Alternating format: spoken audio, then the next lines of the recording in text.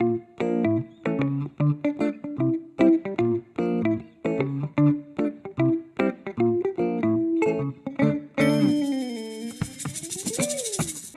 la planète, il y a différentes tailles de langues. Il y a des petites langues.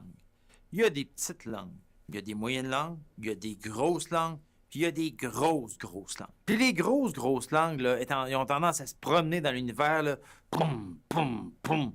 Puis elles bousculent les langues qui sont de plus petite taille qu'elles. Puis en bousculant, des fois, elles en viennent à absorber, en le fond. Elles mangent les locuteurs des langues autres que la leur. Et, finalement, plus elles mangent les locuteurs des langues autres, plus elles ont tendance à prendre du poids. Plus elles ont du poids, plus elles s'imposent. Et plus elles s'imposent, vous voyez, c'est le phénomène, c'est l'effet d'entraînement. À contrario, une langue de plus petite taille, qui n'est pas en mesure de se protéger des langues de grosse taille, a tendance à perdre des joueurs. Donc, elle maigrit, hein, elle s'affaiblit. Puis à un moment donné, à force de perdre des joueurs, elle ne fait pas juste s'affaiblir, elle devient malade. Puis à un moment donné, ben, elle fait plus que devenir malade. Elle meurt parce que le dernier de ses locuteurs décède. Il y a actuellement 6000 langues qui sont parlées dans le monde et il y en a une langue qui meurt à toutes les 2 semaines.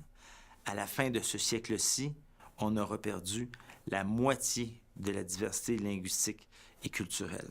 Dans le libre marché des langues, là, c'est comme s'il n'y avait pas de police. Il n'y avait rien qui pouvait réguler tout ça. Et donc, les petites langues, là, elles se font toujours absorber. C'est comme si on était dans le jeu de Pac-Man. Par contre, on n'est pas dans un État, on n'est pas dans la jungle partout sur le monde. Hein? Il y a des États, il y a des règles. Et la façon dont on protège les plus petites langues, c'est par des interventions étatiques. Hein? Les États, par leurs lois, protègent les plus petites langues de l'envahissement des plus grosses langues. Et donc, la normalité en matière linguistique, c'est d'agir parce que sur les 389 États fédérés qui font partie des 193 pays de la planète, eh bien, on agit en matière linguistique. Il y a 389 États qui agissent en matière linguistique. Donc, la normalité, c'est d'agir.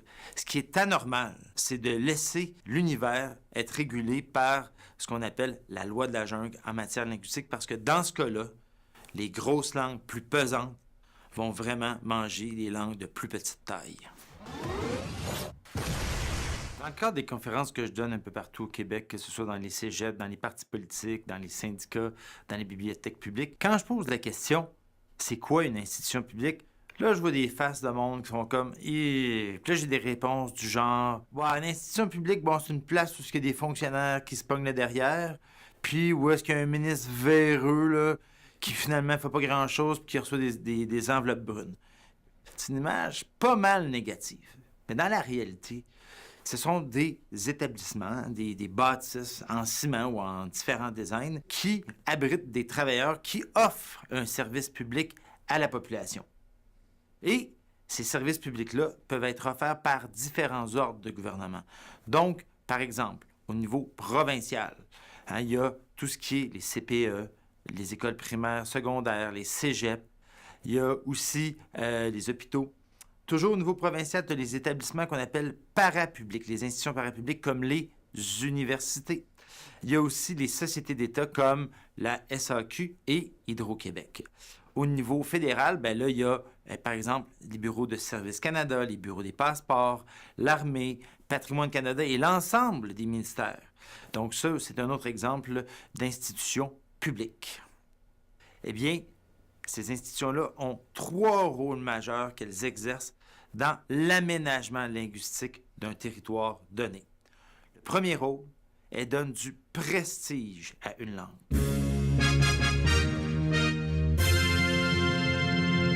Quelle est la langue la plus parlée dans le monde? Dans le fond, la plus grosse langue, la langue qui a le plus de poids dans le monde. Eh bien, pour ceux qui ont répondu, le mandarin, bien, vous avez le droit à 10 points. Pour les plus vieux, je vous donne 3 morceaux de robot. Vous allez comprendre ce que je veux dire. Puis pour les plus jeunes qui ne comprennent pas cette allusion-là, quand vous aurez fini l'ensemble des capsules, vous irez voir sur YouTube les satellipopettes.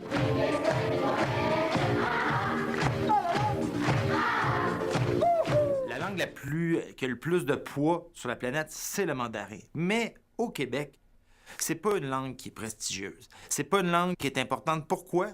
Parce que pour gagner sa vie en mandarin, ben il y a très, très peu d'emplois, notamment de la fonction publique, donc, puis dans les institutions publiques qui exigent la connaissance du mandarin. Donc, tu ne gagnes pas ta vie en mandarin sur le territoire québécois, à moins de travailler dans une compagnie d'import-export ou de travailler au ministère des Affaires extérieures et du Commerce international. Donc, il y a deux langues qui reçoivent du prestige de la part de l'État, c'est le français et c'est l'anglais. Parce que pour travailler dans la fonction publique, la plupart du temps, il faut savoir parler le français, puis à certaines occasions, il faut aussi savoir parler l'anglais. Donc, l'État donne du prestige à une langue parce que la connaissance de cette langue-là permet d'avoir un emploi dans la fonction publique. Le second rôle d'une institution publique, c'est de transmettre du savoir dans une langue qui va faire en sorte que ceux qui ont reçu la transmission du savoir vont user de cette langue-là au travail. En 2011, le député de Bordua, Pierre Curzi, rendait publique une étude qui expliquait le comportement linguistique chez ceux qui vont au post-secondaire. Chez ceux qui font leur cégep et leur université en anglais, chez les francophones, 50% d'entre eux travaillaient en anglais le reste de leur vie. Chez ceux qui faisaient leurs études en français, chez les francophones au niveau postsecondaire, eh bien, plus de 95% usaient du français au travail le reste de leur vie. Mais les allophones, eux, quand ils étudient en anglais au postsecondaire, 75% d'entre eux travaillent en anglais. Et c'est tout à fait le contraire. Lorsque ils étudient en français, 3 allophones sur 4 travaillent en français par la suite lorsqu'ils étudient en français. Alors donc, ce qui arrive, c'est que cette étude-là de Pierre Curzi, ça a été basé sur les études de l'Institut de recherche sur le français en Amérique et sur l'enquête des ménages de Statistique Canada. La corrélation, elle est claire entre la langue des études, la langue dans laquelle tu apprends ton métier, et la langue dans laquelle tu vas travailler plus tard.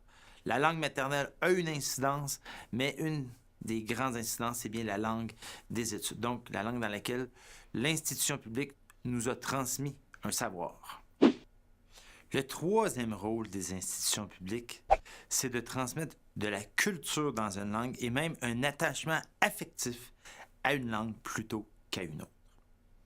Depuis notre tendre enfance, je parle pas pour moi, les CPE n'existaient pas dans mon temps, mais des CPE, après ça, à la maternelle et à l'école primaire, on commence par apprendre des comptines qui restent gravées dans notre mémoire. Par la suite, on commence à lire, puis on commence à lire des petits livres, des petits romans, puis de la littérature jeunesse en 3e, 4e, 5e année. On est attaché aux histoires entourant qui sont véhiculées par cette langue-là. Plus tard, rendu au secondaire, puis rendu plus tard au cégep, là, les gens, dans le fond, ils visionnent des documentaires, des films, puis, à un moment donné, certains d'entre eux qui sont talentueux puis qui ont de l'intérêt dans le domaine, mais ils vont eux-mêmes devenir des créateurs. Puis, il y a des bonnes chances que s'ils étudient dans une langue, ils vont créer dans cette langue-là. Alors que s'ils étudient dans une autre, ils vont peut-être créer dans l'autre langue. Donc ça, c'est le premier rôle, transmission culturelle puis attachement affectif. Alors, vous comprenez que c'est extrêmement important de financer. Donc, que l'État met tout son poids du côté des productions culturelles de langue française pour faire en sorte qu'il y ait une transmission efficace et durable de l'attachement et de la culture de langue française. Fait que maintenant, pour vous, là, je pense que c'est clair, hein? Les grosses langues, là, ils ont tendance à manger les petites langues. Puis plus elles mangent des petites langues, plus elles grossissent, plus elles deviennent pesantes. Puis plus elles deviennent pesantes, plus elles sont en santé. En fait, c'est un peu le contraire des êtres humains. Donc ça, c'est clair maintenant pour vous. Maintenant, les institutions publiques peuvent contribuer, c'est ça que je vous montre à travers les 3 rôles, peuvent contribuer à faire en sorte que, malgré le fait qu'une langue, ce ne soit pas une grosse langue, mettons une langue de taille moyenne, une langue avec une taille de guêpe, eh bien, finalement, elle peut demeurer quand même en santé parce que l'État joue son rôle de faire en sorte que ces locuteurs ne soient pas mangés par les petites langues. Puis, ça fait en sorte que les grosses langues n'engraissent pas trop, puis les petites langues restent plus en santé.